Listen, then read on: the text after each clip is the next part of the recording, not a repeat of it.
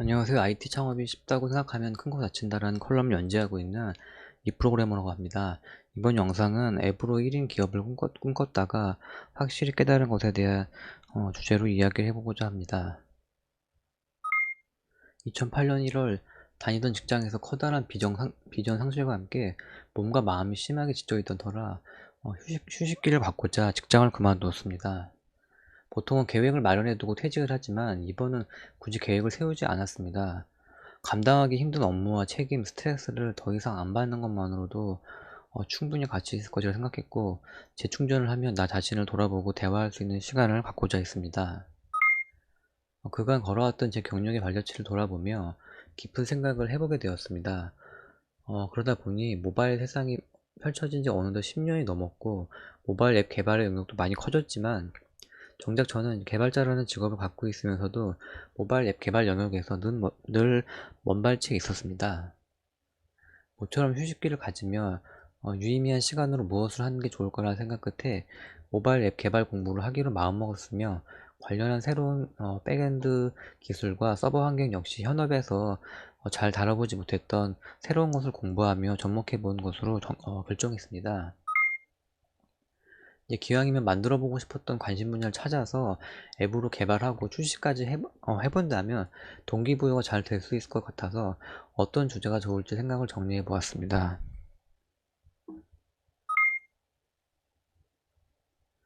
우선 이제 개발적으로 기술들을 검토해 보았었고요. 앱 개발 언어는 페이스북에서 만든 리액트 네이티브로 정했습니다. 앱 개발을 할 때 보통 아이폰은 스위프트, 안드로이드는 자바 언어로 각각 개발을 합니다. 출시 후에도 기능의 수정은 빈번히 발생하는데 그때마다 두 개의 개발 언어로 각각 프로그램 소스를 수정해야 합니다. 하지만 리액트 네이티브는 원소스 멀티유즈 개념으로 하나의 개발 언어로 만들지만 아이폰, 안드로이드 두 플랫폼에 출시가 가능합니다. 그리고 웹 개발에서 많이 쓰는 자바스크립트 언어가 사용되기 때문에 학습 곡선도 그리 높지 않을 것이라 판단해서 채택하게 되었습니다. 이제 어떤 앱을 만들지 고민을 거듭하다 보니 결국 나에게 필요하고 유용한 앱을 만들자라는 생각으로 귀결되었습니다. 그것은 목표관리 앱이었습니다. 내용을 소개하자면 사람은 누구나 목표나 꿈을 갖고 실천하지만 달성하지 못하는 경우가 많습니다. 개인적인 견해로 두 가지 원인을 꼽아보니 첫 번째는 실천력이었고 둘째는 지속력이라고 생각했습니다. 이 중 실천은 곧잘 하는데 지속이 안 되어 실패를 하는 반복적인 패턴을 제 스스로에게서 발견했습니다. 인간은 진화를 거듭하면서 신체 감각기관 중 시각의 의존성이 매우 높아졌다고 합니다. 산과 바다, 하늘과 들밭을 보는 시간이 많았던 시기에서 지금의 현대사회는 가까이 볼 것들이 참 많고 그러다 보니 자연스럽게 그렇게 되었다고 이해가 됩니다. 그래서 목표화면에서는 시각적으로 동기부여 고취가 될 수 있는 이미지를 스스로 업로드하여 자주 볼 수 있도록 하였습니다.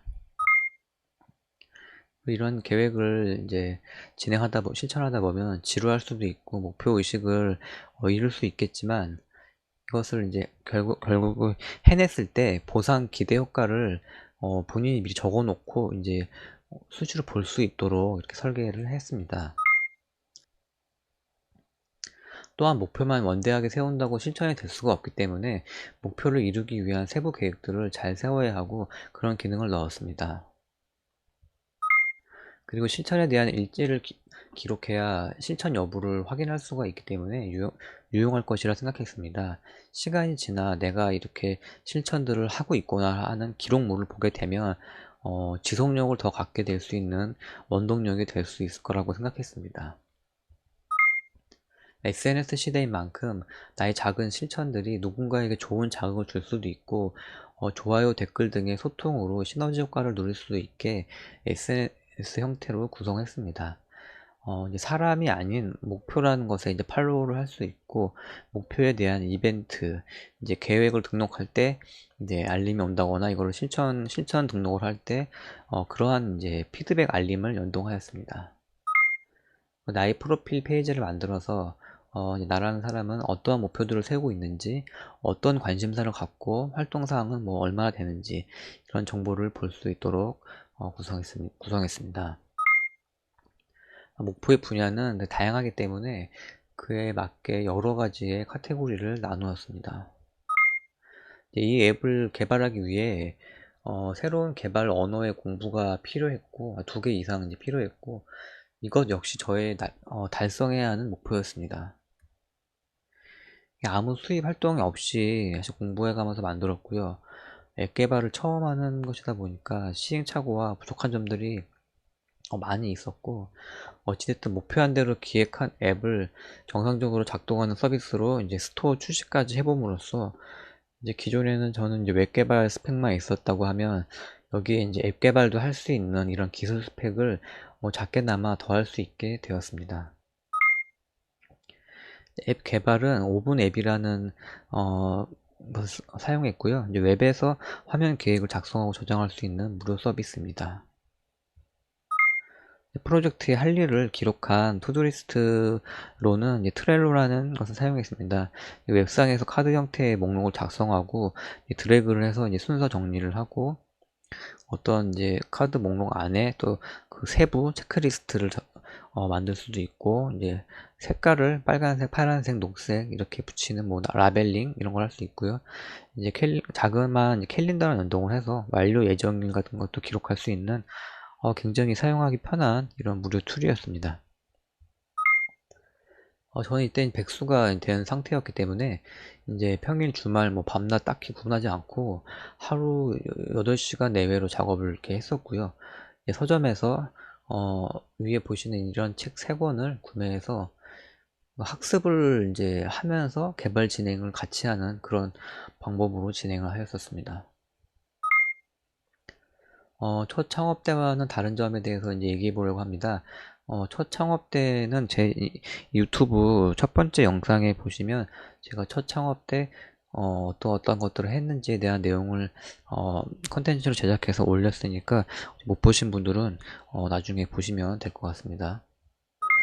애시당초 이제 사업할 생각은 없었고, 이제 혹시라도 출시 후에 반응이 좋다면 1인 기업으로도 뭐 갈 수 있지 않느냐 이런 생각만 갖고 있었고, 저는 우선 앱 개발에 대한 기술 스펙을 갖춘다는 것으로도 뭐 유의미했기 때문에 초기에 이제 별다른 부담은 없었습니다. 그리고 개발에 앞선 마케팅 영역도 이제 생각을 한번 해봤고요. 앱스토어라는 무료 마케팅 생태계가 있기 때문에 적은 노력에도 뭐 어떤 여러 파급력을 가질 수 있을 것이라 생각했습니다. 그리고 이제 유사 경쟁 앱을 리스트업해서 분석을 해보고 고객 니즈를 좀 파악해 보니 이게 조금 잘 되고 이제 반응이 있으면 여러 가지를 좀 밀어붙일 만한 요소가 있다라고 생각을 했었습니다. 그리고 제일 중요한 수익 모델은 이제 기본적으로 구글 애드센스 광고와 이제 유료 회원에 맞춤 서비스를 할 수 있는 것, 그리고 이제 업체 유료 배너 유치 정도를 구상을 했고, 이제 처음 창업할 때와 달리 이제 막 10시간씩 이렇게 사무실에 막 처박혀만 있던 그런 삶을 이제 배제하고 이틀에 한 번씩은 항상 헬스장에 가서 이제 2시간 정도 운동을 했었고, 일주일에 한 번은 이제 이 앱 개발을 하는 오프라인 스터디가 있어서 그곳에 참여를 좀 했었습니다. 결론적으로 이제 첫 창업 때와 달리 일에만 너무 이렇게 매몰되지 않고 이렇게 라이프 스타일을 제가 관리를 중점적으로 하였습니다.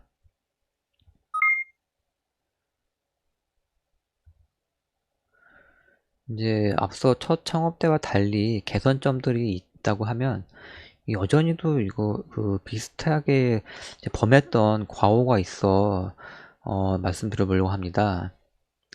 소위 이제 MVP라고 해서 어, 마- 만들고자 하는 어떤 기능의 초기 단계를 이제 만드는 방법을 많이 취하는데, 여전히도 저는 그렇지 않고 만들고 싶은 앱의 기능 전부를 다 탑재한 완성 버전을 출시하려는 욕심이 처음부터 존재했습니다.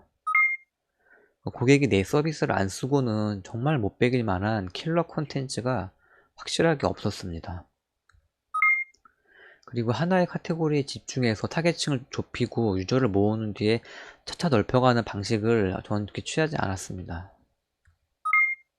그리고 앱스토어 생태계가 있지만 이게 출시만 한다고 알아서 뭐 홍보가 잘 되고 그런 것만은 아닌, 이제 뭐 SNS라든가 관련 커뮤니티에 제가 만든 앱이 어떤 앱이고 어떤 서비스고 하는 것을 효과적으로 전달할 수 있는 홍보용 컨텐츠, 또 뭐 앱 사용을 이렇게 동영상으로 만든 그런 별도의 마케팅 컨텐츠 제작을 해야 되는 등 준비할 것들이 정말 많았습니다.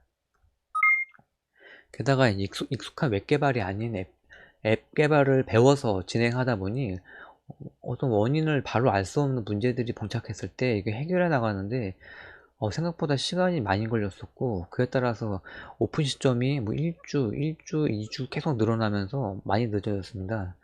이 초기 예상은 스터디를 포함해서 출시까지 3개월이면 되겠다 예상했지만 실제로는 4개월이 넘게 걸렸습니다.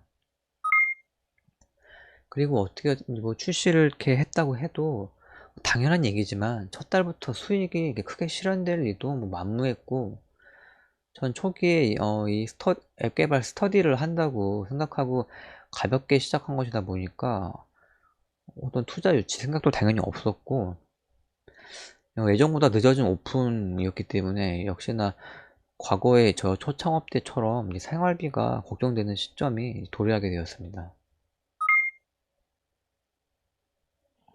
나는 돈이 없어도 사업을 한다의 저자 프레이저 도어티라는 분의 책에 훌륭한 아이디어인지 판별하는 체크리스트에 대해서 잘 정리해 둔 것이 있어 제가 이곳에 한번 옮겨 보았습니다.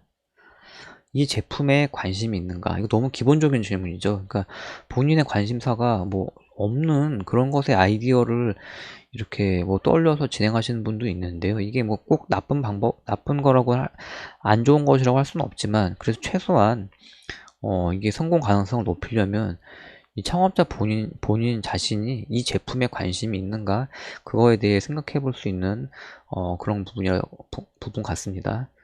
솔직히 나라면 이 제품을 사겠는가? 정말 내가 이게 창업자의 입장에만 쓰면 이렇게 잘 만들었는데 이거는 뭐 살 거야 이렇게 넘겨짚게 되는데, 이거는 정말로 내가 고객이라고 입장을 철저히 바꿔서 이게 내 지갑을 열어서 구매를 할 수 있는지 정말 냉정하게 판단을 해봐야 됩니다.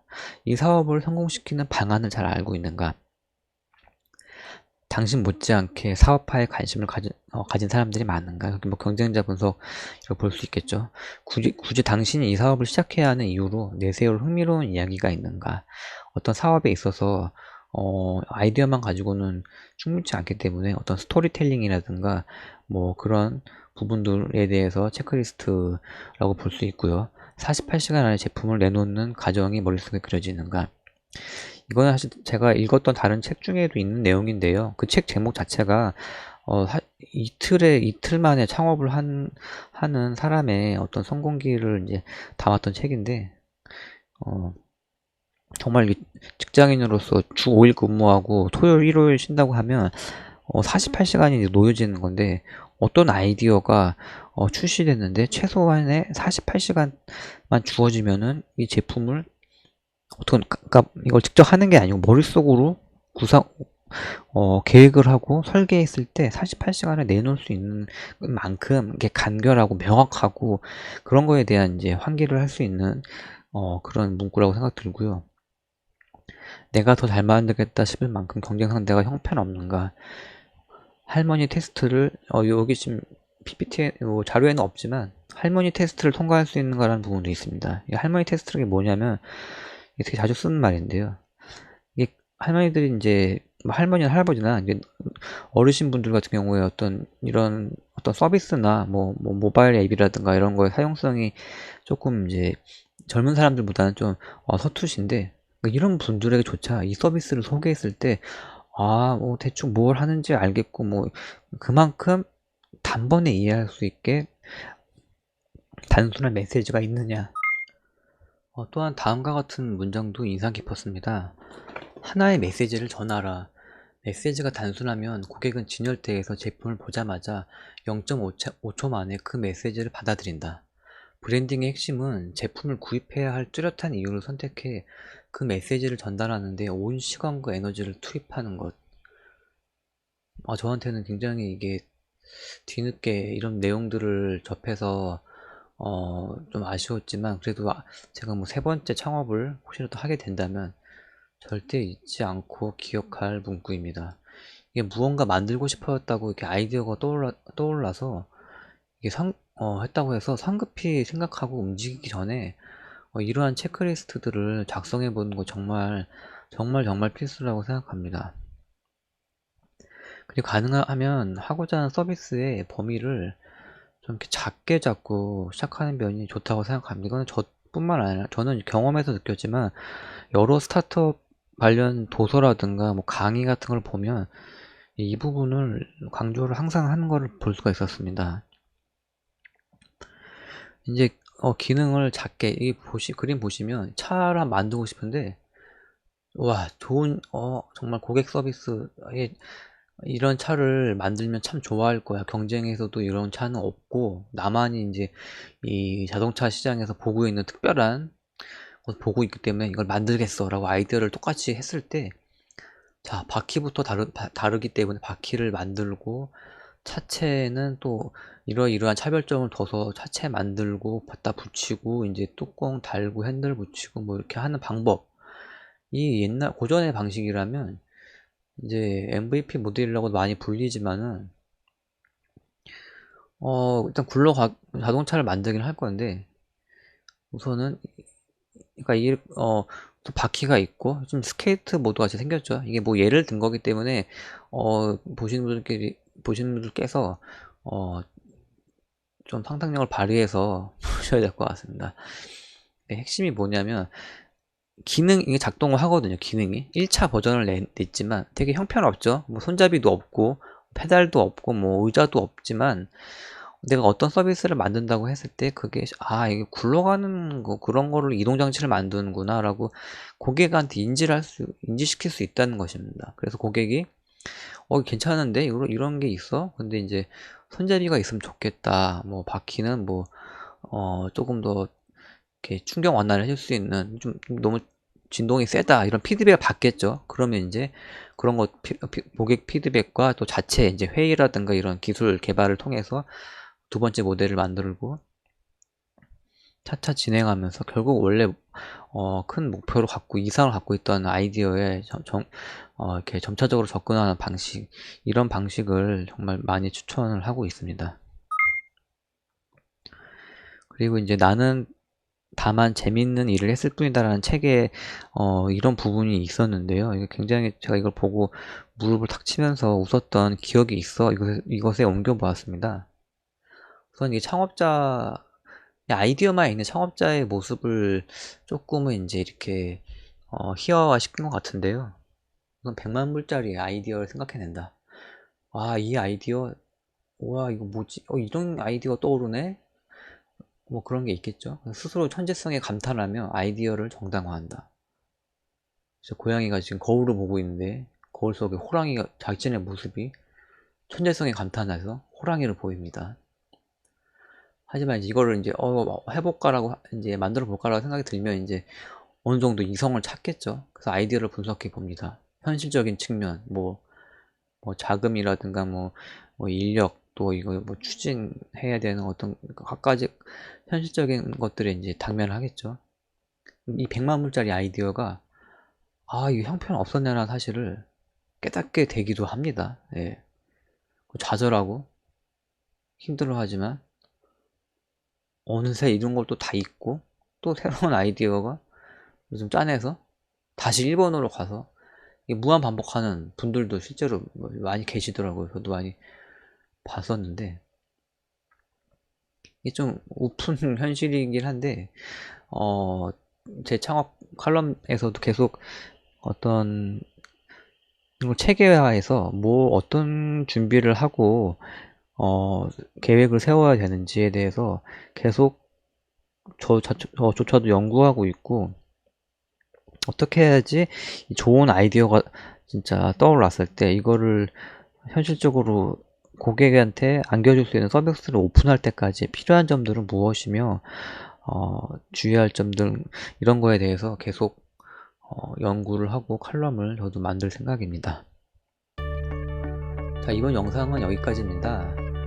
다음 영상은 진짜 심심해서 대충 만든 검색 서비스의 수익이 라는 제목의 영상을 준비해 보도록 하겠습니다. 영상이 유익했다면 좋아요, 구독 부탁드리겠습니다. 감사합니다.